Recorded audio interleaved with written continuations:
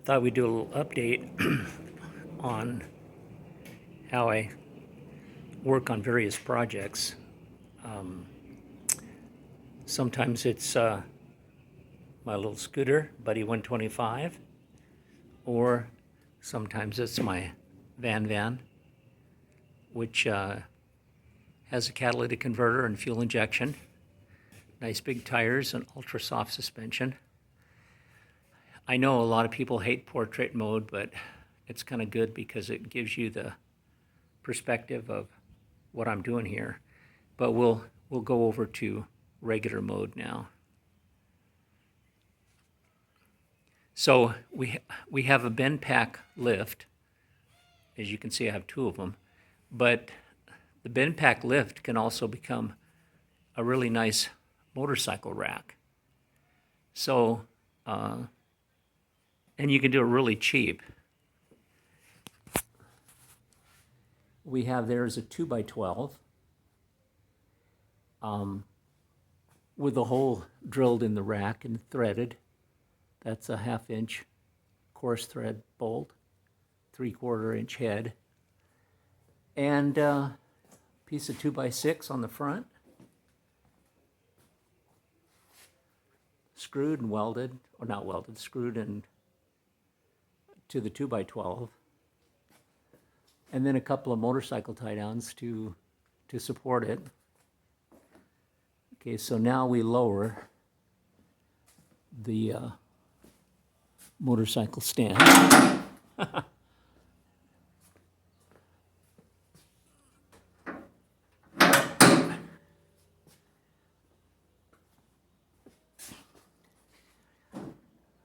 I know the filming's terrible, but anyhow, you kind of get the idea. That's all I really want to do, is show how to make your BendPak rack into your motorcycle rack.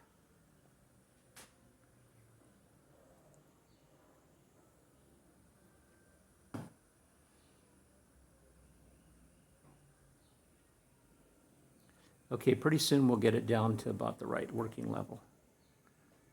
Okay. Now, my little scissor jack, which I kind of just welded a socket on it, so that now you can use it with your Milwaukee ratchet, and it's automatic. So let's say you want to oil your chain and get the back of your bike up. So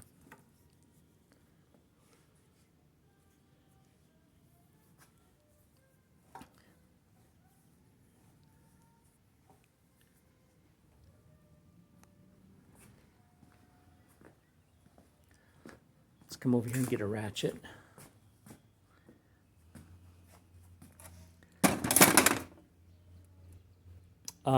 Yeah, these are some of the tools I use all the time. Perfect impact wrench with a battery, not genuine Milwaukee, but works great. Okay, here's my little... Oh, by the way, this is a Saturn, 07 Saturn that I'm working on. Had a bit of an oil leak, pulling it out.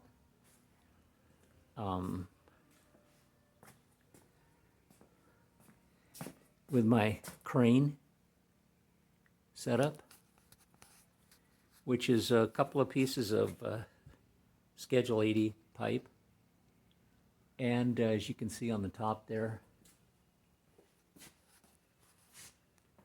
I took some of the pipe and put some square tubing on there, and then a bigger piece of square tubing.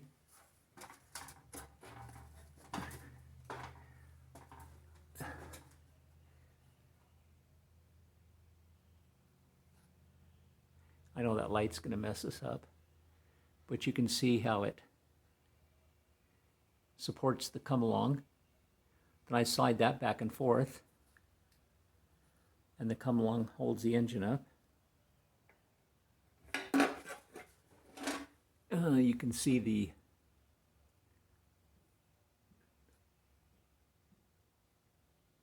pipe. This diameter slips inside that diameter. It was originally built for another place. That's why on top I've got it kind of messed up. I had to anchor it and support it up top because it was flexing when I put an Oldsmobile 350 on it. It kind of wanted to bend that away. So I know it's Mickey Mouse, but it works very good. The PEX is air hose, airline. So I have airline in all different places. When you're pulling out the engine on the Malibu, comes right out the top. You don't have to take the hood off. Just pry it back. But just put a little piece of wood underneath that axle, and that will allow the transmission to stay propped up at the right angle, so that when you pull the engine out and put it back in, it fits. It goes in real nice. You have to take the front mount off to get this bolt out. Let's see. Let's go with portrait again. This bolt right here. Then put the front mount back on, and that way it holds the transmission in place.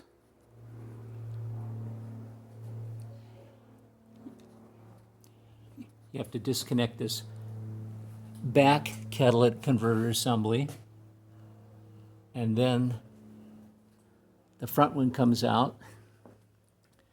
Leave the AC fully charged and just lay it off to the side like I've done there. And the problem with the leak is the rear main seal in the pan. I just put this used engine in about a month ago, and it leaked, so I had to take it back out. Good customer. Not really charging them anything except for the parts. But anyhow, you can see how that thing pivots and slides and moves. Now, if you don't have a rack, you just put the car on jack stands and use a cherry picker and do basically everything I've already done. Okay, now let's say we want to oil the chain. So we just come over here and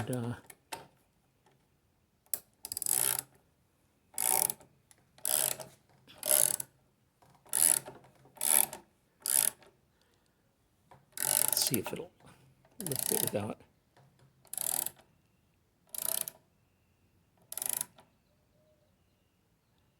There we go.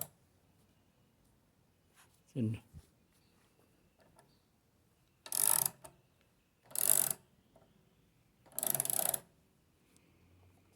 so now you can oil the chain, easily change the oil and filter,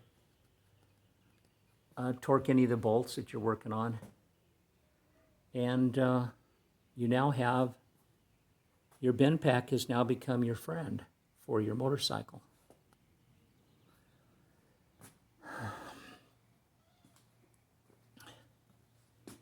Well, basically, that's what I have for today. The rack is nicest for an old geezer to get underneath the car and everything, but one day I'll do a video on my pit, which I have out here.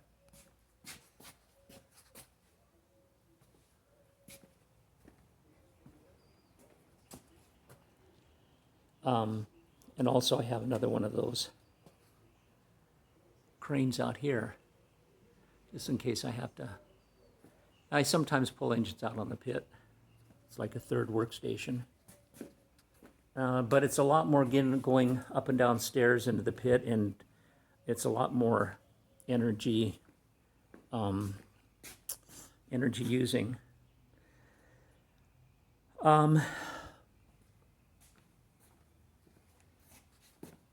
This impact, very powerful. What is it? A Cobalt. It's not the latest Cobalt, but it's It's really powerful. And I hardly ever even use this air one anymore. In fact, I really never do. I just should take that out of the spot. These bottles, get yourself a favor. I use gasoline, not recommending it, but I use it all the time to clean parts off and clean the oil spills on the floor. Works great. Only blowing myself up 3 times, no. Just be cautious, and it works great. I guess that's about it. I just wanted to kind of give you an update on what we do in the shop here. And I'm retired and basically work for fun and ride my van, ride my electric bike. This is the bee's knees. Mid-drive's the only way to go. Johnny Nerd Out has a channel on these things. Buy all your parts from Johnny. Good guy. And I just love this bike. Great seat for a 72-year-old rear. Suspension on the seat. Hardtail on the bike. Suspension on the front. Great bike. I do like a 2,500 foot elevation climb a couple of times a week on a dirt road. And I don't wash the bike ever, because you wash it, you ruin the bearings, you get water into everything where it shouldn't be. But everything's clean and not clean, but everything's functional and everything works good. This is where I charge batteries. Got about 1 million different batteries. Ryobi, Cobalt, M12, Makita 12 for my little Makita ratchet, which is down there. Anyhow, I'm kind of rambling now, but just kind of give you an update of what's happening around the shop.